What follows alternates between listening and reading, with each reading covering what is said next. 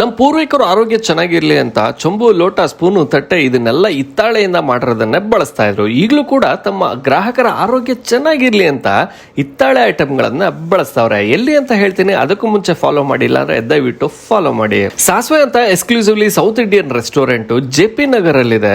Ambience ಅಂತೂ ತುಂಬಾನೇ ಚೆನ್ನಾಗಿದೆ. ಈ ಬಿಸಿಲಲ್ಲೂ ಕೂಡ ಒಳಗಡೆ ಎಂಟ್ರಿ ಆಗ್ತಿದ್ದಂಗೆನೆ ಕೂಲ್ ಆಗಿರುತ್ತೆ. ಕಾರಣ ಏನಂದ್ರೆ ಗಿಡ ಮರ ಹಸಿರನ್ನೆಲ್ಲ ಚೆನ್ನಾಗಿ ಮೇಂಟೈನ್ ಮಾಡಿದ್ದಾರೆ. ವೆಜ್ ನಾನ್ ವೆಜ್ ಎರಡೂ ಕೂಡ ಸಿಗುತ್ತೆ. ಹೋಗ್ತಿದ್ದಂಗೆ ಮೆನು ನೋಡಿ ಒಂದ್ ಕಡೆಯಿಂದ ಕೆಲವೊಂದನ್ನ ಆರ್ಡರ್ ಮಾಡ್ತಿದ್ದಂಗೆ ನಮ್ಗೆ ಮೊದಲನೇದಾಗಿ ಅವ್ರು ತಂದು ಕೊಟ್ಟಿದ್ದೆ ಆಟ ಆಡೋದಿಕ್ಕೆ ಅನ್ಬಿಟ್ಟು ಚೌಕಾವಾರ.